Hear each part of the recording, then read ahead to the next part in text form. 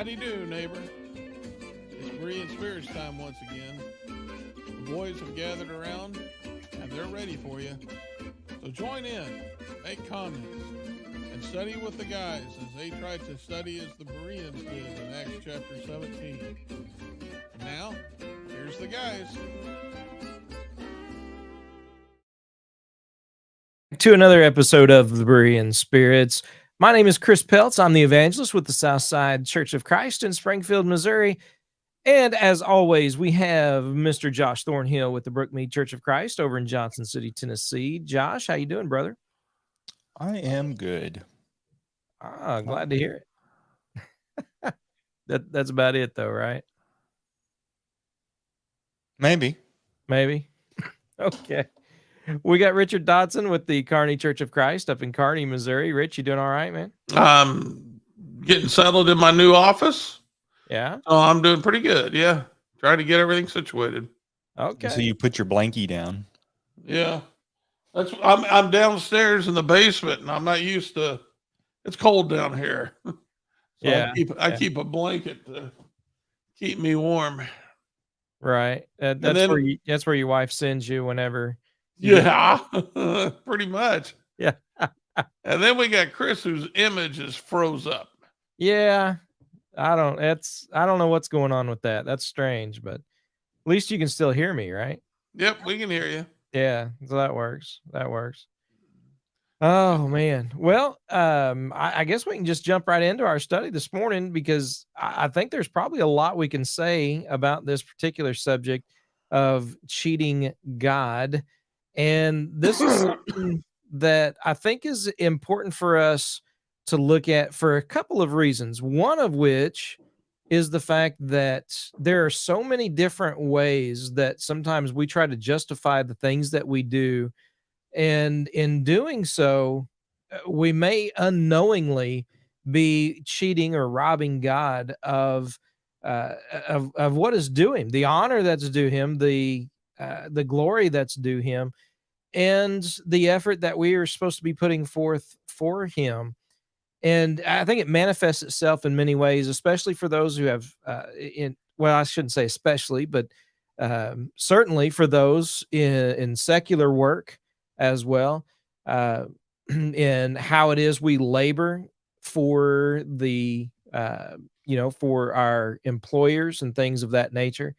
But it really goes back in part to Malachi chapter 1, when the children of Israel were offering up sacrifices, but the sacrifices they were offering, as is pointed out by the prophet Malachi, were the lame and the blind and everything that no one else wanted, right? That not the best of the flock, not something that God had required under the law in and of itself. And the prophet Malachi even points out that you're offering these as sacrifices to God, but yet you wouldn't even offer these animals to your governors, right? To those in leadership of the world. And yet here you are trying to offer them to God. They were cheating, robbing God of what he not only demanded, but what he deserved in their worship and in their sacrifices to him. And again, that's just a small part of what we can get into and talk about.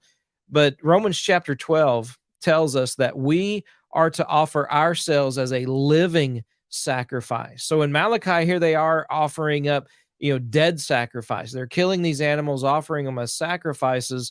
They were supposed to be the unspotted, the unblemished, the very best and firstborn of the flocks.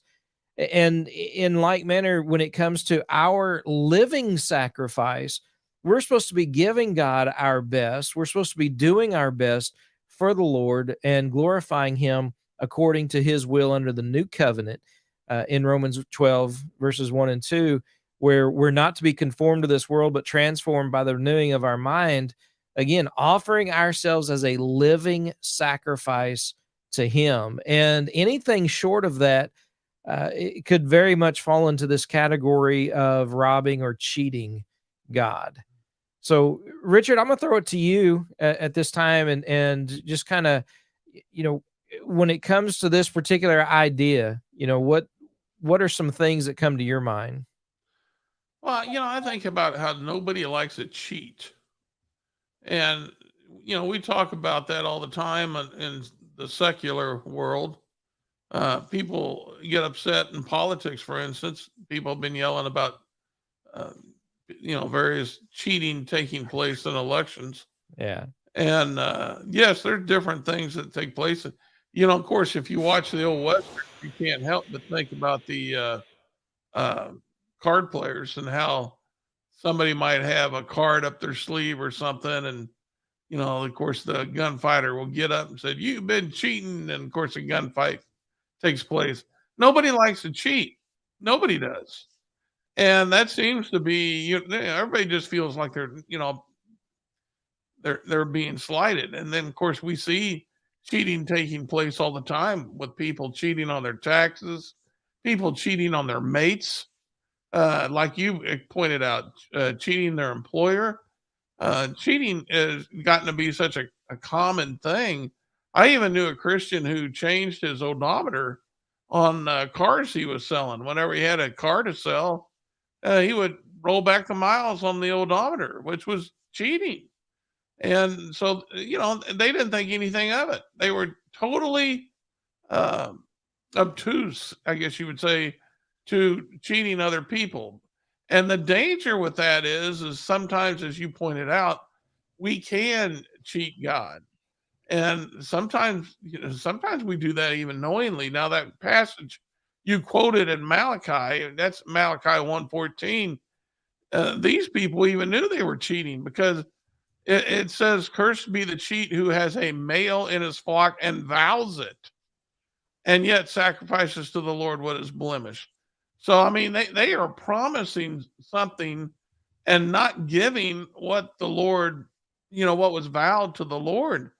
And, there's plenty of passages, excuse me, there's plenty of passages that warn man that you better, when you make a vow to God, you better pay it. Ecclesiastes 5:4 and 5 talks about don't delay in paying a vow that you make to the Lord.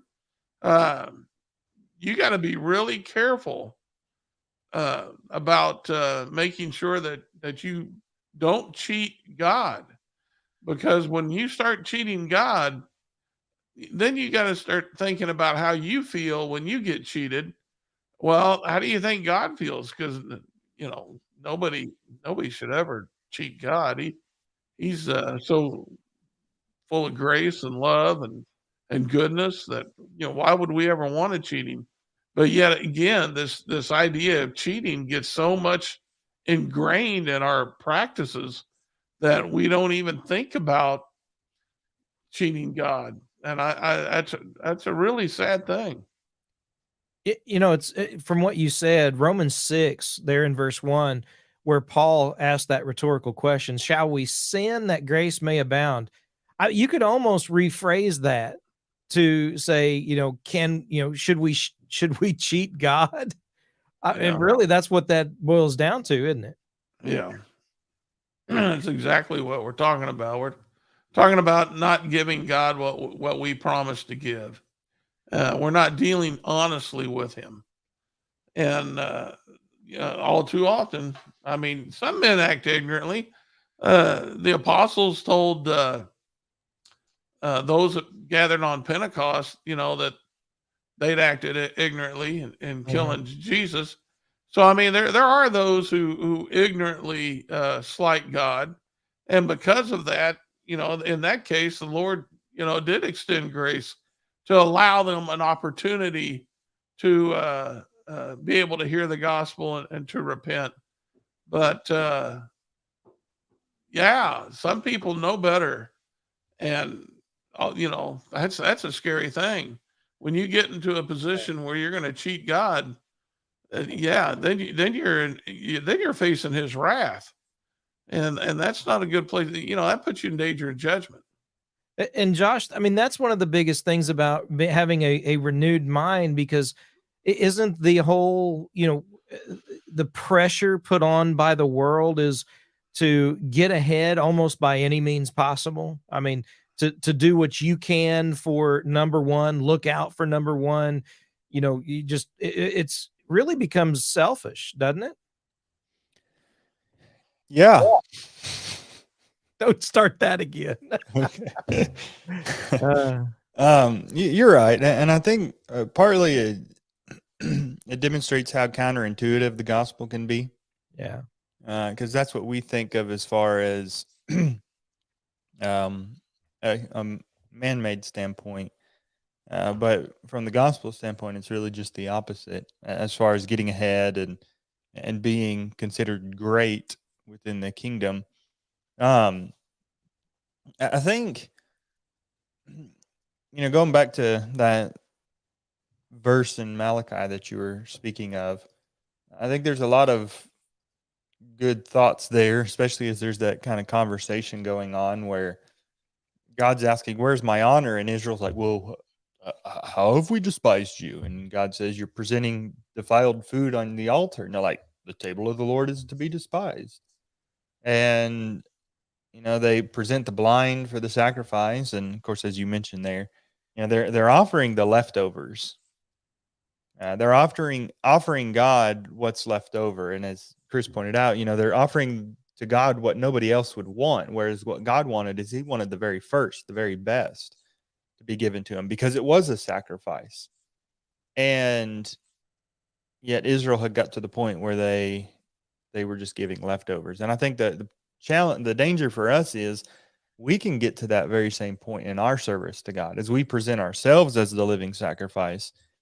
We give God our leftovers, or we give God a portion of ourselves.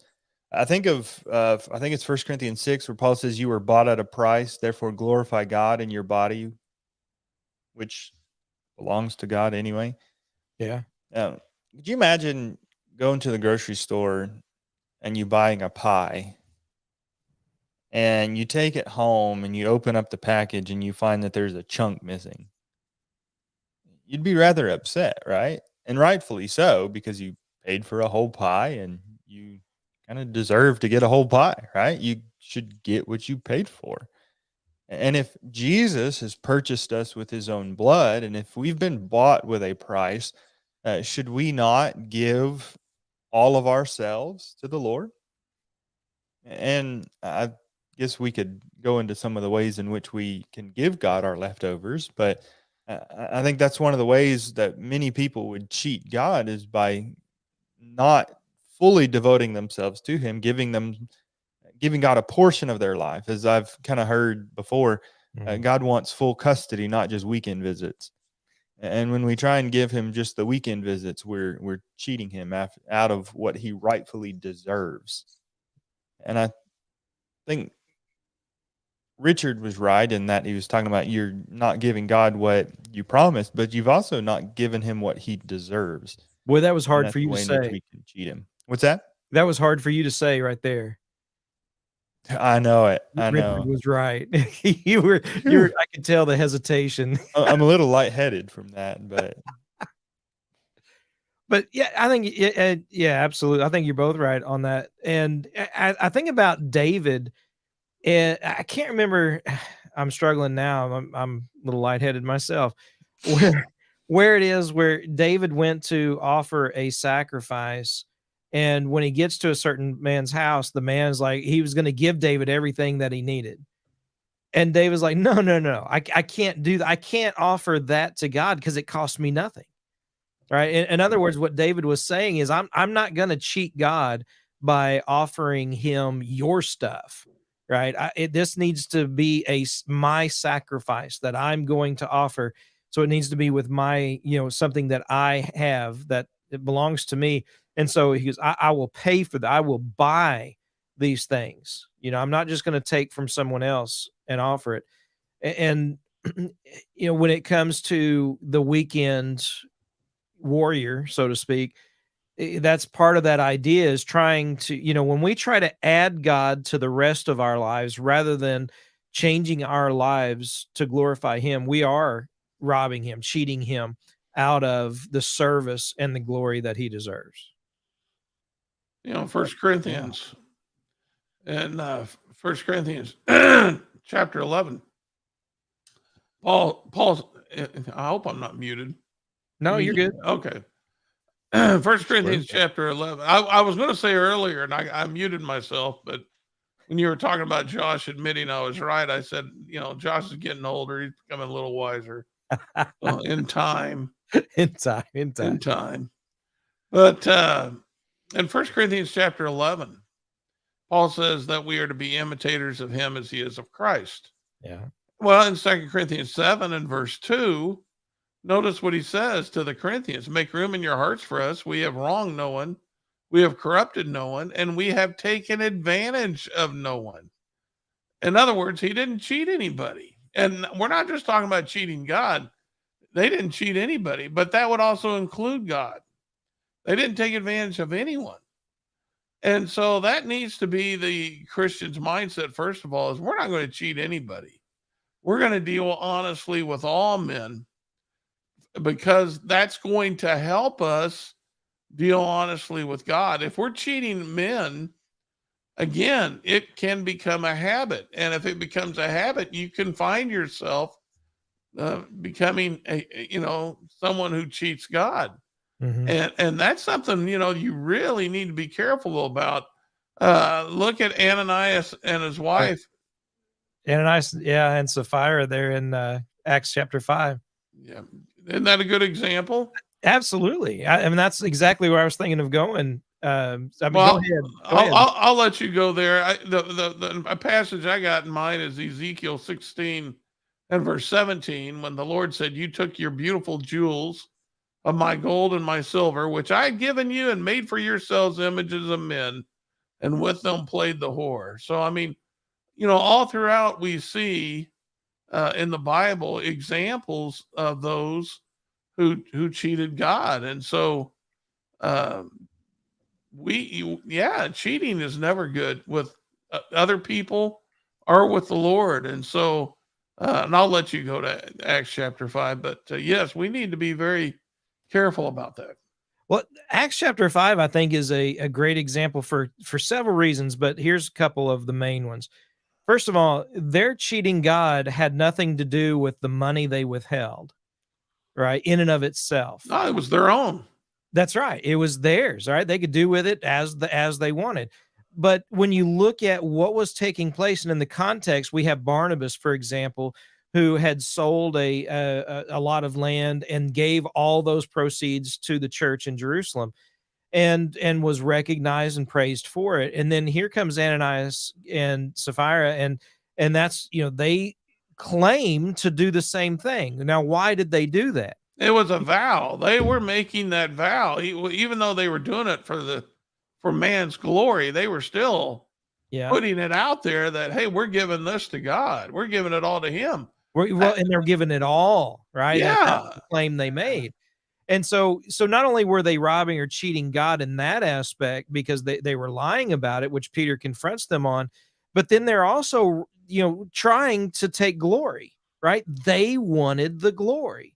Yeah. They wanted the praise, the pat on the back, the recognition for what was being accomplished through what they were giving, rather than God. All right. And so it's not always about monetary things as much as it can be just about recognition and doing things our way rather than God's way. Josh, jump in. Yeah, absolutely. I'm distracted by Richard's phone there. I try to keep the colors down, not to distract Josh. Movements. That's why we got Chris locked up. Yeah. So Josh won't get distracted. Yeah, the phone doesn't help though. But I'm turning it down now. Okay, go ahead, Josh. Where were we? Yeah. That's good. Well, let's make some other practical application. We talked about Ananias and Sapphira, and I'm going to throw musical instruments out there as an example. Why do most people, you claim that we can use instruments in worship for music? Because a lot of it boils down to the fact that that's their preference. That's right. And so what have they made worship about? about right? pleasing myself, About us, that's what right, we want, what we themselves, right? desire, rather than what God wants. Exactly. And so there's a way that we cheat God, right? Because we're making what is supposed to be a worship towards him his way about us and our wants, our desires, our likes. And so we're taking that away from God. And Oh, but no, Chris. As long as you're offering it to God, He's happy. It's what's in your heart that matters. Ask Cain. How about Nadab and Abihu? yeah, Yeah, ask them too. Yeah, there's a lot of people we could put in there. absolutely. Yeah. But oh yeah, you can say it all you want, right? Well, that's what they say. It's what's in your heart that matters. And this instruments and music, it fills my heart with joy, and then I praise God, and that's what He's looking for. He's looking for it's what's in your heart and how you proclaim that heart to the Lord. That's what He's looking for, not for issues, not for standards, not for commandments about what's right from wrong. He wants the heart. That's what He's looking for. Yeah. And I'm being the devil's advocate here. I know it. And that's the thing though. You basically threw out in your thing, not this, not that. You said standards, right? Right. He doesn't want standards. Well, once those standards are thrown out, you guys talked about this last week when you talked about humanism.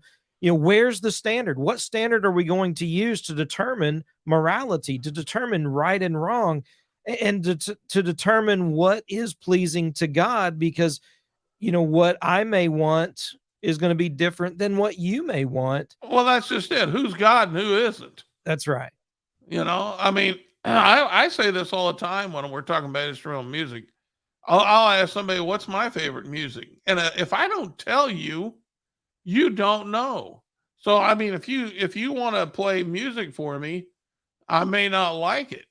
And why is that? Because I may not. You don't have good taste. Yeah. Mr. Smooth Jazz. But anyway. But the thing is, God is he's his own individual with his own likes and dislikes. I mean, he made that very clear to the Israelites. I am not like you. Isn't that in Isaiah? We looked at that a few weeks ago. I think that's in Isaiah. I am not like you. He has his own likes and his own dislikes. And so we have to listen to what he likes, and he's told us what he likes.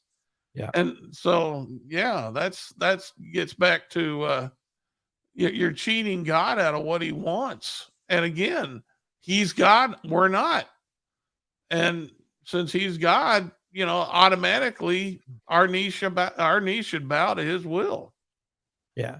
But at the same time, we need to be careful not to be pharisaical and bind things that are not bound, right? That God does not determine. Such as the Pharisee in Luke chapter 18, who went to said, I'm glad I'm not like all these other people. Look at the things that I'm doing. I'm fasting and so many times a week. I'm doing all these things. And that wasn't a command of God, right? Again, he was doing it for his own glory because he became his own standard, which is again a way of robbing or cheating God. And even in the workplace, when it comes to Colossians chapter 3, 1 Peter chapter 2, and other places, when you labor, he says, labor as unto the Lord, remembering while you may work for someone here and now, God is the one who's blessing you. God is the one from whom all those blessings come. And when you work and you labor and you have an attitude, that's not in my job description. That's not what I'm getting paid for. And you start becoming rather stiff-necked in your attitude, and really forgetting from whom these blessings come. Rather than laboring for the Lord, your focus is merely upon the things of this world. And again, you're robbing God of the glory that he could be receiving when you go that extra mile that Jesus talked about. Well, I know there's a certain context with Roman soldiers there. Still, the point is true for us even today, to be willing to go beyond, not for our own benefit, but for the glorifying of God. You guys are awful quiet. I thought Josh was ready to say something. Yeah, but it takes him 15 minutes to get going. Yeah. Well, anyway, I was looking for that passage that I brought up about God being like Isaiah us. 5 or Isaiah 55? Yeah, I'll look it up in a minute after Josh gets something to say. But the one about God, he's not like us. My ways are not your ways. My thoughts are not your thoughts. There you go. There you go. There's there's another one as well. But I think it's chapter 30. Behold, you thought I was just like you.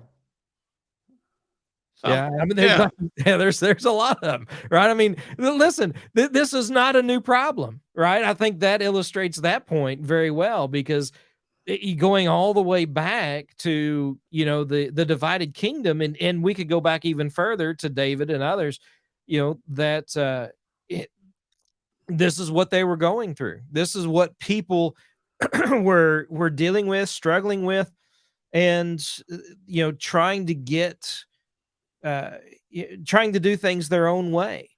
And God has been dealing with this with mankind from the beginning. Yeah.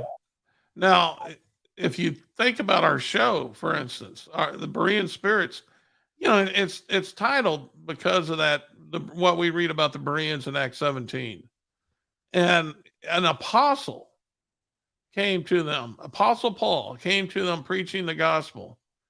And they were eager, in verse 11, they were eager to hear the message, but they still examined what was said with the scriptures to see if those things were so. In other words, they were checking him out, and they were checking out an apostle, the Apostle Paul, an inspired man, right? I mean, that's how important it was for them to make sure that what they were doing was in accordance with the will of God. Now, contrast that to what Paul tells Timothy in 2 Timothy 4:3-4.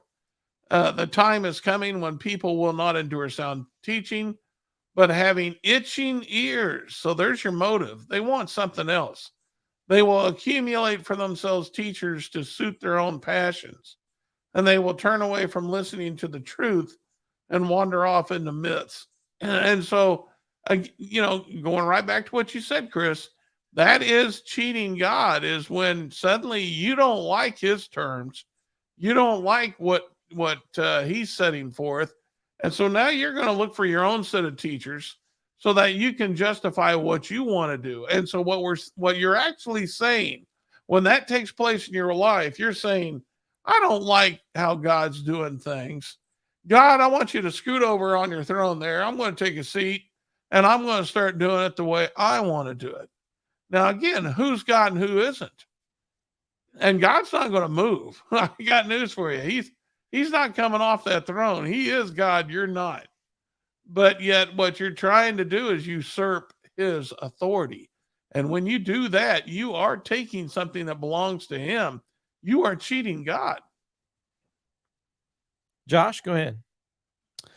I think that's true as far as what Richard is talking about. Yeah, that. Thanks for the validation, Josh. Appreciate that. What's that? Another agreement. And yeah. He's getting older. This is Richard's day, isn't it? It is. There some of the things that we've been talking about, as far as the instrumental music and stuff, it's true and it's important. But I think that, and it's important to make those kinds of applications, but I also think it's just as important to make applications to ourselves as well. Because we can be just as guilty of giving God the leftovers. And I think that's kind of what Richard was touching on in his point that he was just making there. I think one of the ways that we can give God leftovers is in worship ourselves. Maybe when we go to worship only when it's convenient for us, we're cheating God. Mm-hmm. Maybe we have the appearance that, we're being righteous, but if the only time we go is when we don't have something else to do, we're not honoring God. It's just because we don't have anything better to do. And the minute we have something better to do, which is not really better, then God gets left out. And we're cheating God. And I heard a conversation just on Sunday afternoon. We had a couple whose family was going to have them over for dinner and celebrate Mother's Day. And somebody had asked them, like, "Oh, are you going to be there at worship on Sunday or church tonight?" And it's like it's indicative of this attitude of, well, as long as you have something, if you have something better to do, then worship is okay. You don't have to go worship. You can go do something else. We're giving God the leftovers, and we're cheating God because He deserves the preeminence in our life. And when we put everything else in front of Him, we're not giving Him the preeminence that He deserves. And so, in that sense, we're cheating God by giving Him what's left. We're giving Him the lame, the sick, the blind. No offense, Chris. We're giving Him all of that because we want our time to be devoted to what we want. And if I have something more fun to do, or if I have somewhere else to go, I'm going to go do that rather than go worship God. And I think that's a serious problem. Sports takes precedence. Our times with friends takes precedence. Our vacations take precedence. And God gets left on the back burner because we found all this other stuff that we'd rather do. And God's not just sitting up in heaven just thrilled that you're having a great time on vacation or that you're enjoying your barbecue with your friends. He's wondering why He's not taking the first place in your heart and why everything else is.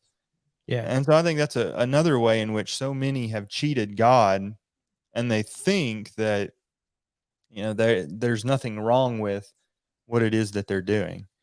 So there's that aspect of collective worship, right? And what we do as a congregation, men perhaps who would neglect, trying to help out in certain leadership roles that they might be able to accomplish, but yet, they just, they don't, not participating in worship, let alone not attending. But then there's private aspects of worship as well, where we neglect prayer, or we neglect Bible study, we neglect Bible reading. We make time for so many other things in our lives, and yet, if we were to take a person, for example, who is working 60 to 80 hours or more every week, and they say, "I'm doing it for my family. I'm doing it to make a better life for my wife and for my kids." And you go and you talk to those kids, and even the spouse, like, well, it would be a better life if they were here more, right? Than away from us. I mean, the money, okay, there's lots of things we can do with the money, but what good is that if we can't have that relationship? And it boils down to them feeling as though they're being cheated out of a relationship with that person. And while they may have all the material things of the world, that they still are lacking because that relationship isn't there. And when we neglect prayer, we neglect getting into the Word of God, we're neglecting our relationship with God. And in that sense, we are cheating Him out of our relationship, cheating ourselves, let alone cheating God. And so I think that's something also that needs to be considered. That's like And I think, Solomon. Oh, I'm sorry. Go ahead, Josh. Go ahead, Josh. Yeah. I think along those lines, the people who work and work and work to try and have a quote unquote better life. A better life is a spiritual life. Yeah, that's right. Yeah, that's right. Yeah. And I think what we do when we try and focus on those things is we get the cart before the horse. It's okay to not have the latest and greatest cars. It's okay to not have, the latest and greatest electronics. It's okay to not have, all of these material possessions. It's okay to not to have TV service and all that other stuff. if it means that you have more time to spend devoting to the Lord. And I think, again, we get things backwards when we think that the good life is the material life. The good life's the spiritual life. Even if we are lacking a lot of material things, and I'll say material wants, not needs, even if we're lacking a lot of the material wants, we can still have a good life if we are focused on honoring the Lord and serving him faithfully. Well, it depends on what somebody calls good. But if you're calling good happy, and you're right. Um, the deepest and happiest life is always in service to God. And so, but that's just, again, that shows up in people's motives. We got a comment from Chris Kramer. He always tunes in. He says, it amazes me how many times people blame God and rob him of worship and faithfulness because they are mad at someone at church. Yeah. Yeah. I mean, it's amazing. You're right. The things that we allow to cause us to rob God, right? Or to cheat God. Yeah. Can I give a personal story that kind of goes with that? And there was a member who kind of set me straight. This happened years ago, but we had a class teacher who was extremely offensive. And, I just had enough of him. One day he got very offensive, and I thought, I'm not coming to his class anymore. I'm just not coming. And so I didn't go to Bible class. I'd come to worship, but I wasn't going to go listen to that man insult me or insult other people. I mean, he was just very offensive. And an older Christian grabbed me, and he basically made that same point that Chris just made. And, he's like, you can't let somebody else influence you from offering God service. And he's right. I mean, sometimes we can get offended by someone at church, and we're thinking, oh, I'm not going to even, I'm going to not even support them in this endeavor because they're so offensive. But yet, what are you doing? You're not there to defend the gospel. You're not there to do service for the Lord, and it's just the wrong way to handle it. And so, Chris is right. I mean, that's a really good point. It happened to me, and I thought I thought my motives were being right, but he's exactly right. We can't rob God of our service just because we're mad at somebody at church. That's a good point. Absolutely, it is. Yeah, and we see that happening all the time, right? I mean, you've got people that church hop, because they may live in an area with an abundance of congregations, and they get their feelings hurt. This thing happens, that thing happens, and pretty soon they've been members of every congregation in a city. I saw that happen in Louisville over and over again.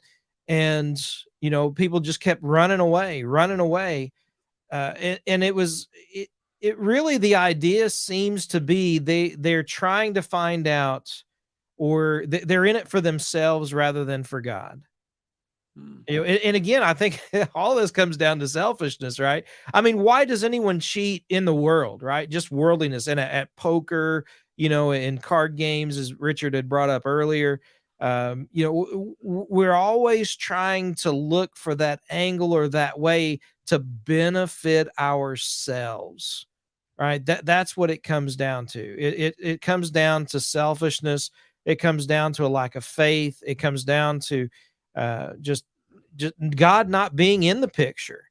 And even sometimes we think we're doing it for God, but ultimately it's to serve ourselves. Yeah, I can't help but think of Solomon.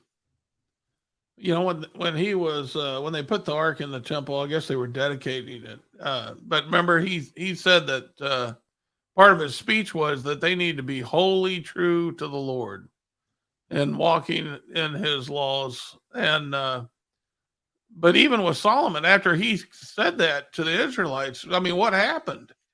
later on, he got careless Yeah. and he was not wholly devoted to the Lord. He had those wives that turned his heart. And so, we got to be really careful if we're going to be devoted as Josh was saying, then we need to make sure that we are protecting that which we treasure. Mhm. And that which we treasure should be our relationship with God. Yeah. Yeah. Setting our affections on things above and not on things of this world, I, is where is a great place to start. No doubt about it. So, um, Josh, any last thoughts on today's topic? I think the point that Richard had made about um, removing God off of the throne, God reigns. I think it's Isaiah 52 and verse 7 where it says that God, your God, reigns. By the way, Psalm 50 is where, and verse 21 is the one, behold, you thought I was just like you. Yeah, that's the Uh, one I was looking for right there. anyway, at the end of the day, God is reigning. And obviously, the kingdom's not of this world. God's not sitting on a throne somewhere in this earth reigning. He's reigning in the hearts and lives of his people.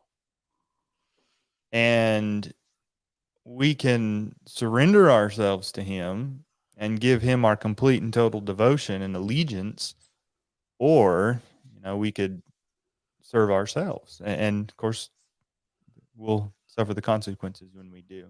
Yeah. God deserves the very best that we have to offer. God deserves our complete and total love and devotion, and it's it's up to us to give it to him, lest we cheat him. Yeah. Richard, last thoughts? I just amen what Josh said. Yeah. Yeah. A little lightheaded there, Richard. Oh man. No, Folks, yeah. I'm good. I'm good, Josh. Yeah. I know the truth when I hear it. There you go. There you go. Man, folks, we appreciate everybody who listens to Berean Spirits for sure. Those who share it out to all your friends and family and gives us a thumbs up, a like, and those who comment, thanks so much for all of that. And remember not only to subscribe to the YouTube and Facebook channels, but also if you want to catch episodes after the fact as well, or listen again, you can do so on Spotify and through podcast. So that's an option as well. But once again, thanks everybody for tuning in and listening. And until next time, remember to search the scriptures with Berean spirits.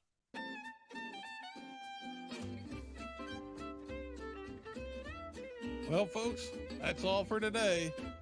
Don't worry. Lord willing, the guys will be back next week for another Bible study on Berean spirits. Until then, let the guys hear from you. Drop them some email at bereanspirits@gmail.com. They'd love to hear from you. Until next time, let's keep studying that Bible.